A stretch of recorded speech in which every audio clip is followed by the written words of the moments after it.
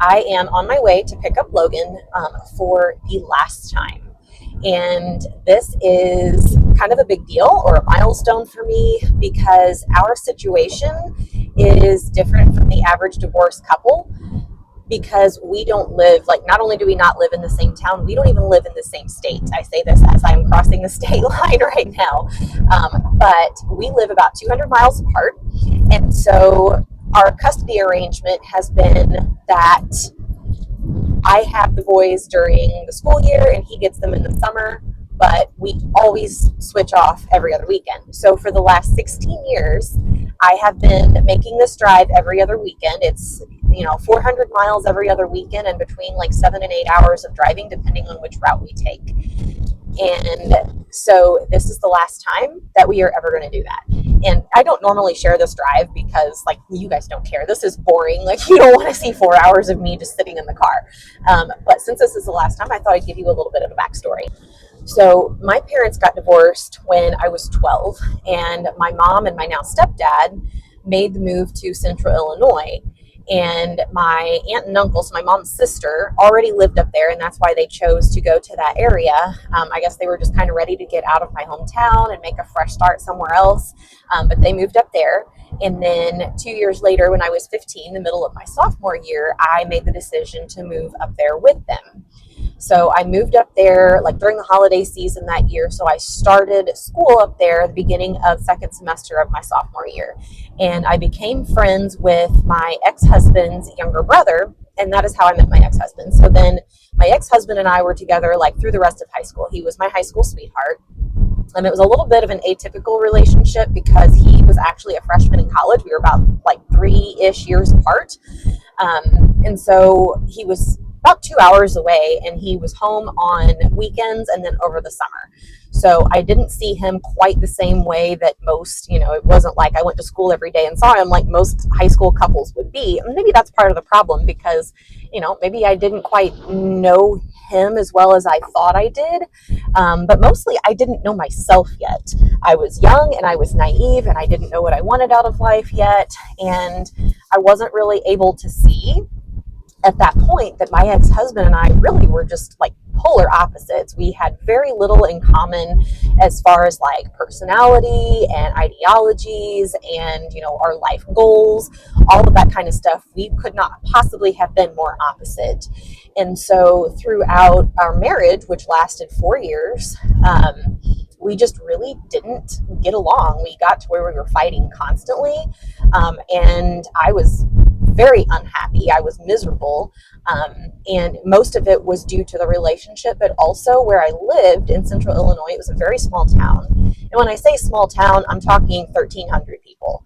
And it was an area that was just full of small towns, like all 5,000 people or less. Like there was nothing there. There was nothing to do. And I just was very unhappy in my relationship and otherwise. So I was 23 when I decided I just can't do this anymore. And I made the decision to divorce my ex-husband. And at that time, I also made the decision to move back home to Southeast Missouri. And that put us 200 miles apart. So that obviously led to us making this drive every other weekend for 16 years.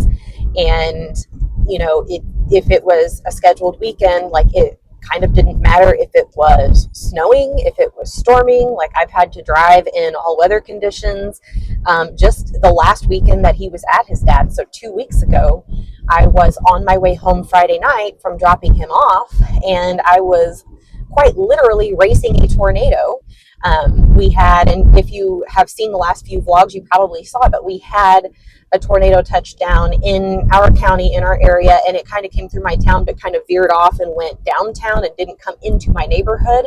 Well, 2 nights later was the Friday that I was making that drive, and another storm came through, and another tornado developed, and it followed that exact same path, and it was coming, like going towards crossing the river. So it was coming towards me, and I was driving towards it as this was happening. And so I was racing it to get home, and I got back to town about 10 minutes before it hit our town. So, you know, experiencing things like that with this drive, like I am so grateful that I will never have to go through that again. Like if it storms, I can be home. If it's snowing, I don't have to go anywhere. It's going to be really weird because I'm going to go now from putting about 20,000 miles a year on my vehicle to like maybe 5,000 miles tops, because working from home, like I don't go anywhere. We go and do our errands and stuff on Saturdays, and then, you know, maybe Sunday I might go out to grab something if I forgot something on a Saturday or what have you, but that's really about it. On weeknights or weekdays, my car almost never leaves my carport. So it's just going to be such a weird adjustment going from spending this much time in a vehicle to never having to make long trips like this again. Like the longest trip I'm ever going to make now is when I drive up to the family farm, which is about 45 minutes away from my house, to visit my family and just hang out and do stuff on the farm, you know, which I will be doing a lot more of coming up here soon. I am getting through all of the yard work and the things at the house, and like wet season is going on right now, but it'll be wrapping up in another few weeks. And so there will be a lot more time at the farm, and my sister is getting ready to move into her house, and then the cabin will be opened back up so we can finish working on the cabin. So there will be a lot going on there, but that's going to be the longest drive that I have to do after tonight. And I am so excited for that, and also just a little bit like it hasn't quite sunk in yet. It's going to be so weird the first time that comes around where I'm like, man, I don't have to go anywhere tonight. So, but anyhow, that is kind of the backstory on all of that, and that is what I am doing now. So very grateful to be making this drive for the last time.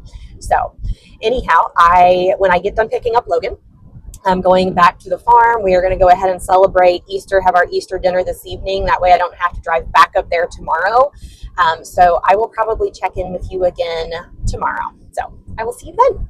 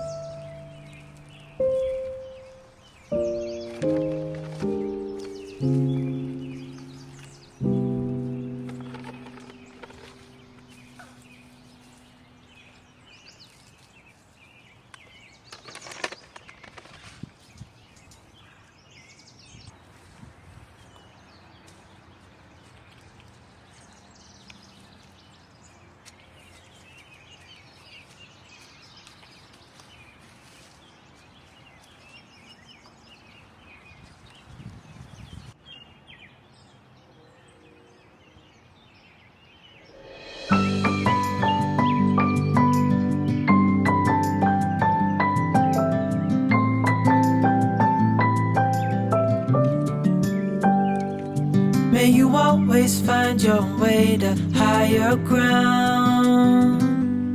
May you always keep your head held up high. Pretty little thing, you're a diamond in the rough, shining from within. I can tell that you're tough. Just the sight of you when I'm at my weakest point makes a world of difference, oh you make me strong. Pretty little thing, you're a diamond in the rough, shining from within. I can tell that you're tough. Ordering a cup of love, feel it rising up and above.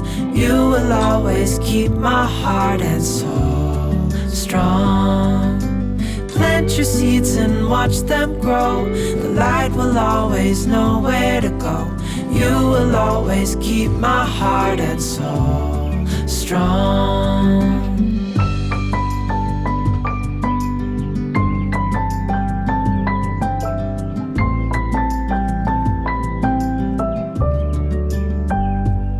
You're the first thing in the morning and the last.